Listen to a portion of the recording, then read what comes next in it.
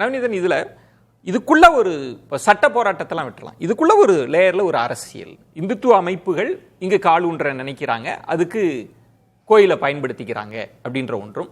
நாகராஜ் இல்ல இஸ்லாமிய வாக்கு வங்கி இதுக்குள்ள இருக்கிறது இதுதானா? ஆன்மீகத்தெல்லாம் தள்ளி வச்சுட்டு பார்த்தா அரசியல் தான் வெளில இருக்கா?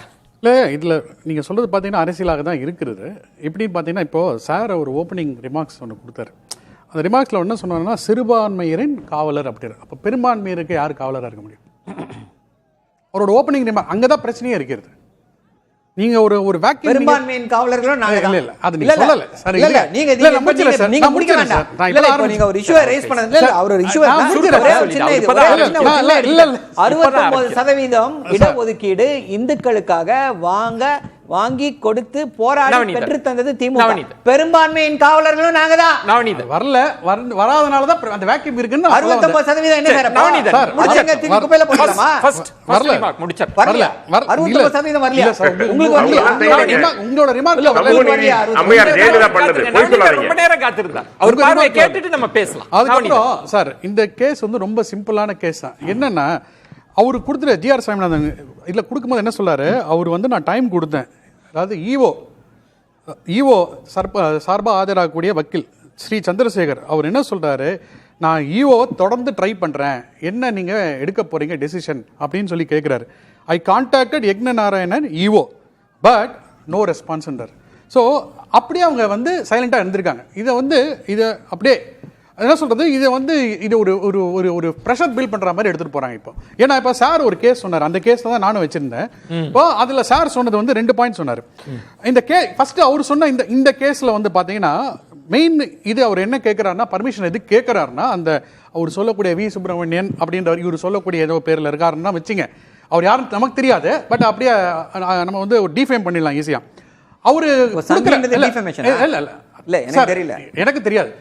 அதாவது அவர் என்ன சொல்றாருன்னா, எதுக்கு கேட்கிறாருன்னா பர்மிஷன் அதாவது கார்த்திகை தீபம் கீழே மோட்ச தீபம் பக்கத்துல ஏத்துலாங்க, மோட்ச தீபம் வேற கார்த்திகை தீபம் வேற, அதனால எனக்கு மாத்தி மேல கொடுங்கன்னு சொல்லி அந்த கேஸ அவர் கேட்கிறார். அப்ப அந்த தீர்ப்புல அதுதான் அந்த மோட்டிவ் ஆஃப் தட் கேஸ். அதுக்கு என்ன சொல்றாங்கன்னா, mere statement in the affidavit lighting that Karthika Deepam near the Moksha Deepam is against Agama Shastra without any piece of evidence. அவர் அந்த கேஸ்ல எவிடன்ஸ் கொடுக்கல. அந்த கேஸ்ல அவர் எவிடன்ஸ் கொடுக்காதனால என்ன பண்ணிட்டாங்க, உங்களுக்கு இல்லைன்னு சொல்லி மறுக்கப்பட்டது இவர் சொன்ன இந்த கேஸ்ல. சரி, இவர் உள்ள ஒரு கேஸ் சொன்னார் சார், உள்ள ஒரு கேஸ் சொன்னார். அந்த கேஸ்ல என்ன சொல்றாரு, இந்த 1996 அந்த கேஸ்ல அவர் கோட் பண்ணார். அந்த 1996 கேஸ்ல என்ன தெரியுமா சொல்றாங்க, அதே திரு ஜிஆர் சாமிநாதன் அவரோட ஆர்டர்லயும் போட்டிருக்காரு.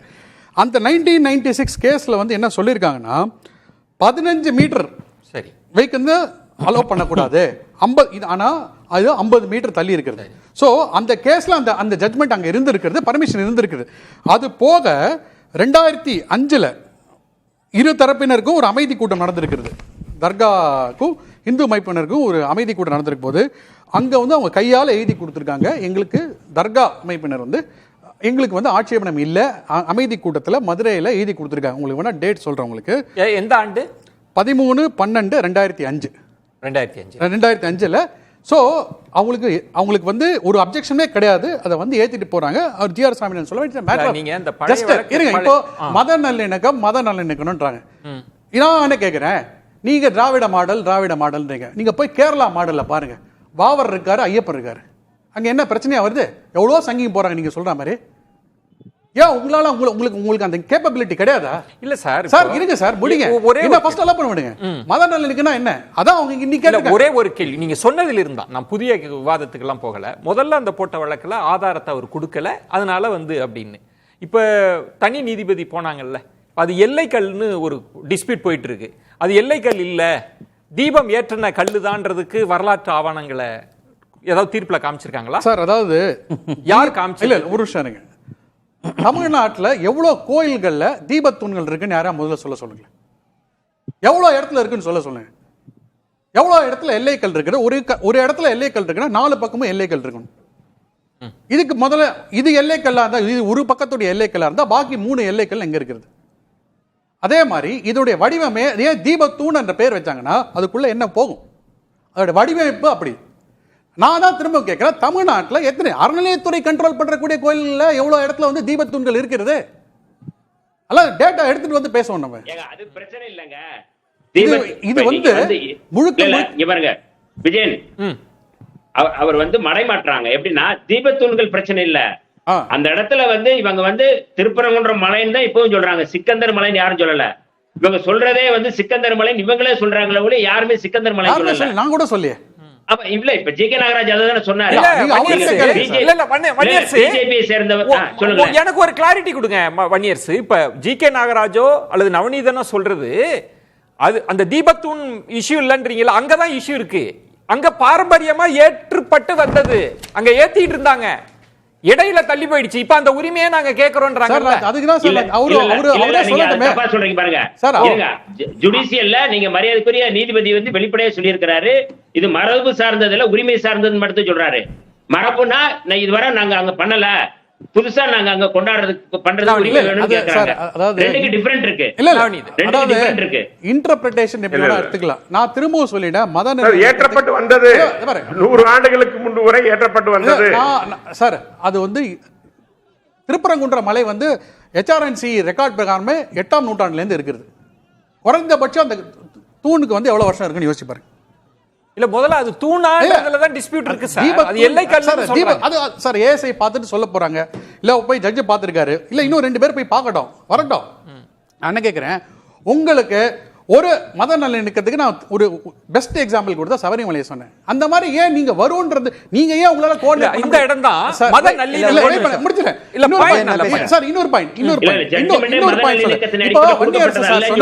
இப்ப வன்னியரசு சார் சொன்னாரு, இப்போ அதாவது தீர்ப்பு வந்து விட்டது, அமல்படுத்தலே தான் இவங்க பிரச்சனை. இப்போ இதே ஜி.ஆர். சாமிநாதன் அவர்கள் இவரு சார் சொல்ற மாதிரி நான் கேட்கிறேன், இவங்களை கேட்கிறேன், நேத்திக்கு திண்டுக்கல் பெருமாள் கோயில் பட்டியல மண்டு கருப்பண்ணசாமி கோயில தீப ஏத்தனன்னு அந்த ஊர்ல இருக்கக்கூடிய ஒரு பகுதி மக்கள் கேட்கிறாங்க. இது எங்களுடைய கோவில், எங்களுக்கு தீபம் ஏற்ற உரிமை வேணும் அப்படின்னு சொல்லி கேட்கிறாங்க. கொடுத்தாங்களா? நீதிபதி உத்தரவு கொடுத்துட்டாரு. என்ன கொடுத்திருக்காரு?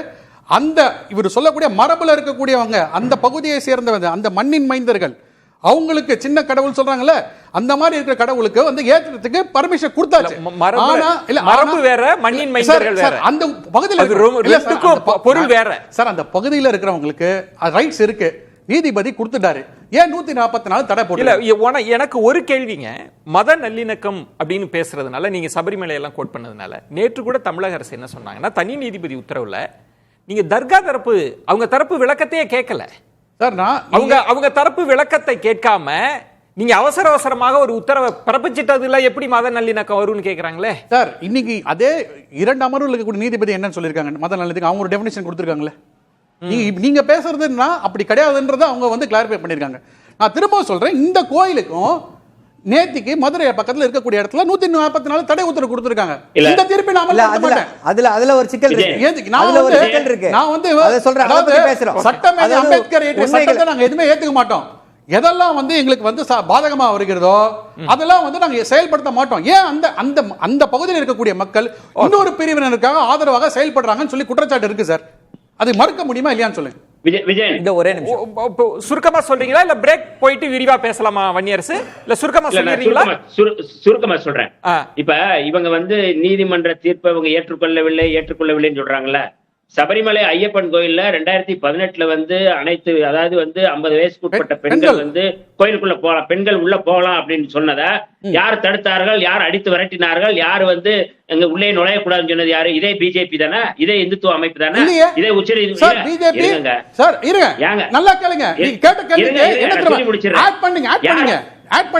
பிஜேபி கேட்டாங்க, இந்துத்துவ அமைப்பு கேட்டாங்க, கேரளா காங்கிரஸ் கேட்டது. கேரளா காங்கிரஸ் எதிர்கட்சி, அங்க கேரளா காங்கிரஸ் கேட்டாங்க. அப்ப நீங்க அவங்களை வந்து இந்துத்துவவாதின்னு சொல்லுங்களா? ஏங்க இதெல்லாம் மறுத்தாங்கன்னா எல்லாருமே இந்துத்துவவாதிகள் தாங்க. ஏன் காங்கிரஸ்ல இந்துத்துவவாதிகள் இல்லையா? அதிமுக இந்துத்துவவாதிகள் இல்லையா? சனாதனவாதிகள் இல்லையா? பிரிச்சு ஏன் பாக்குறீங்க? என்னுடைய கேள்வி என்னன்னா, அந்த தீர்ப்பை ஏற்றுக்கொண்டதா ஏற்றுக்கொள்ளவில்லையா? ஏன் மேல்முறையீடு போனார்கள்? இதுதான் என்னுடைய கேள்வி. உங்களுக்கு வந்து இல்ல, உங்களுக்கு ஒரு மேல்முறையீடு செய்யும் பொழுது எங்களுக்கு மேல்முறையீடுக்கு வந்து வாய்ப்பு இல்லையா? அது எங்களுக்கு அரசியலமைப்பு சட்டம் அதுக்கு வழங்காதா? அது வரை காத்திருக்க மாட்டீங்களா? உடனே நீங்க தீபத்தை எடுத்துட்டு வந்து நீங்க வந்து அங்க வந்து ஏத்தணும்னு சொல்லி கலவரத்தை, வன்முறையை தூண்டுறது ஒரு வன்முறை கும்பலாதான் இன்னைக்கு இந்து முன்னணி மாறி இருக்கு. அப்படிங்கிற எந்த மாற்றமும் இல்லை. யார் வன்முறை தூண்டினான்னு கேக்குறேன்.